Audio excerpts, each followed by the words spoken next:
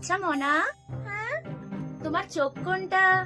এটা এই তো লক্ষ্মী মেয়ে। তোমার নাক কোনটা? এটা হুম।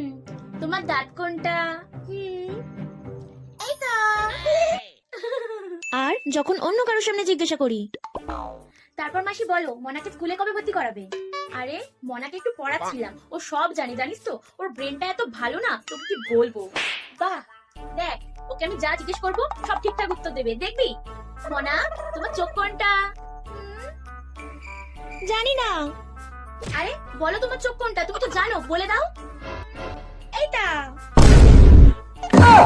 আচ্ছা মাসি, আমি এখন আসি, পরে আসবো, ঠিক আছে? চলে গেছি।